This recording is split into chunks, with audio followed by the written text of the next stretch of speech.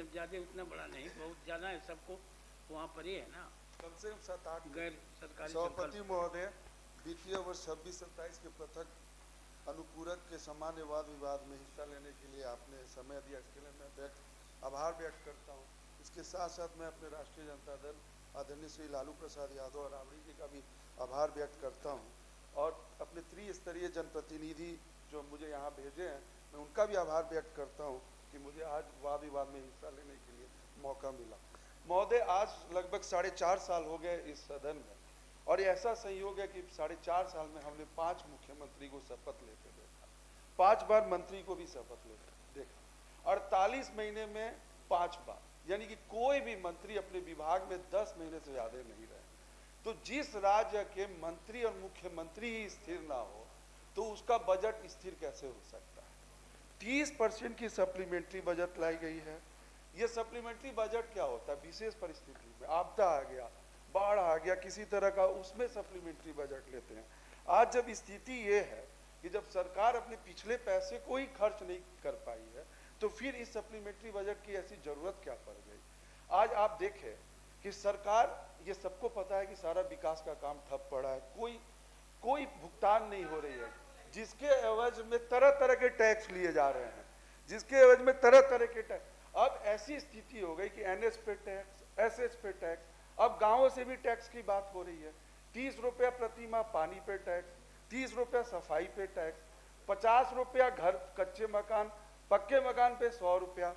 आप बताइए कि शहर में कितने नगर निकायों में पानी की सप्लाई आपूर्ति की जाती है। आज गांव में जो भी नल जल योजना चल रही है सब ठप पड़ा है, कहीं सफाई नहीं हो रही है, कुछ नहीं हो रहा, फिर आप टैक्स की बात कर रहे हैं। उसके साथ साथ मुझे ये कहना है कि सरकार बोल रही है कि हम ट्रांसपोर्ट गाड़ी से टैक्स लेंगे। अरे अगर आप ट्रांसपोर्ट गाड़ी से टैक्स लेते हैं, डीजल पेट्रोल का भाव बढ़ता है, इसका बोझ किस पे जाता है? किसान पे जाता है, आम आदमी पे जाता है। टैक्स तो आप लेंगे कमर्शियल व्हीकल से, बोझ किस पे आएगा? एक आम आदमी पे आएगा। महोदय, हम ये कहेंगे कि सरकार जो भी बजट लाई है, पहले की भी अभी की भी, बार बार ये लोग बोल रहे हैं हम स्मार्ट सिटी बनाएंगे। हमारे आदरणीय नेता लालू जी हमेशा कहते आए कि हमको स्मार्ट सिटी नहीं चाहिए, हमको स्मार्ट गांव चाहिए। और ये सही है कि स्मार्ट गांव जब तक नहीं बनेगा, और हमारे माननीय प्रधानमंत्री जी भी बोले थे कि बिहार, देश की हर थाली में बिहार का व्यंजन होगा, और आज हालात ये हैं कि किसान के थाली से के व्यंजन छीन लिया गया है। इतनी महंगाई, खाद आपूर्ति जिस पे किसान डिपेंड रहते हैं, निर्भर हैं, आज खाद की स्थिति क्या है? अगर आप एक बोरा खाद खरीदने जाएंगे, एक तो आपको जो निर्धारित दर है 266 रुपये 50 पैसा, उस पर आपको खाद नहीं मिलेगा, दर से बढ़ा के मिलेगा। और उसके बाद आपको जब खाद लेंगे तो कृषि पदाधिकारी और जो डीलर नेटवर्क है उनकी मिली भगत से, जैसे अभी सरकार क्या बोल रही है, मेरे पास बजट के अलावा सप्लीमेंट्री बजट ले रही है ना, वैसे किसान को कह दिया जाता नहीं आपको ये सप्लीमेंट्री खरीदना जरूरी है। अगर आप खाद लेंगे तो आपको जिंक लेना है, सल्फर लेना है, नैनो लेना है। जैसे यहाँ हमको सरकार सप्लीमेंट्री बजट भी ले रही है, वैसे किसानों को भी सप्लीमेंट्री कह रही है कि आपको जिंक सल्फर लेना जरूरी है। इस पे सरकार का ध्यान होना चाहिए कि मैं बार बार हम लोग बोलते हैं कि कृषि, जब तक हमारा किसान मजबूत नहीं होगा, बिहार मजबूत नहीं होगा, देश नहीं मजबूत होगा। इसी बीच में कृषि एक्ट लाया गया 2026, उसमें क्या बोला गया कि महोदय हम 2 मिनट में कंक्लूड कर देंगे कि जो अगर आपको उद्योग खोलना है, सड़क बनाना है, पुल बनाना है, तो हम लोग कृषि की भूमि किसान से अधिकृत करेंगे। किसान से अधिकृत कर रहे, अच्छी बात है, इंडस्ट्रीज बनना चाहिए, हम लोग भी उसके सपोर्ट में है, अधिग्रहण करेंगे। लेकिन वहां पे सरकार क्या कह रही है कि मुआवजा जो देंगे वो एक मुआवजा का एक मुआवजा देंगे। ये कैसे हो सकता है? अगर हम एक मुआवजा का रजिस्ट्री करने जा रहे हैं, आप बोल रहे हैं प्रधान सड़क का ये रेट है, ये आपको इतना रजिस्ट्री देना पड़ेगा, मुख्य सड़क है इतना देना पड़ेगा, ग्राम सड़क है इतना देना पड़ेगा, तो मुआवजा के रूप में आप कैसे बोल सकते हैं किसान को कि एक मुआवजा का एक रेट देंगे?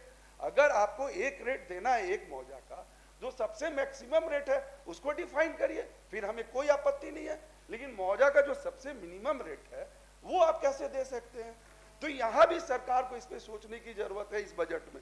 महोदय, अभी देखा गया 2 दिन पहले सरकार जुआ एक्ट लाई और क्या बोली, अपनी पीठ थपथपा रही थी कि भाई हम 159 साल बाद जुआ का एक्ट लेके आए हैं।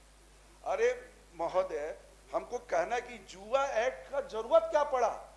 आप अगर युवा को रोजगार दे देंगे, अगर रोजगार दे देंगे तो वो जुआ खेलेंगे नहीं। हमारे राज्य को जुआ एक्ट की जरूरत नहीं है, हमारे राज्य को युवा एक्ट की जरूरत है। इसमें क्या कहा गया है कि कोई ऑफलाइन ऑनलाइन बेटिंग करेगा, हम उसी से में उठाएंगे, पुलिस आएगी ऑन द स्पॉट अरेस्ट कर देगी। अरे आपकी योजना तो ऐसी होनी चाहिए कि अगर हम इंजीनियरिंग कर ले, ग्रेजुएशन कर ले, डॉक्टर कर ले, हमको नौकरी मिल जाए, हमको जबरदस्ती पकड़ के नौकरी दे दिया जाए। अब बात यहाँ नौकरी की नहीं हो रही है, बात हो रही है कि जुआ को जबरदस्ती पकड़ के जेल में डाल देंगे। तो महोदय, ये जितनी चीज है, ये जितना भी एक्ट आ रहा है, ये युवा विरोधी है, किसान विरोधी है। ये बजट न युवा के बारे में है न किसान के बारे में है।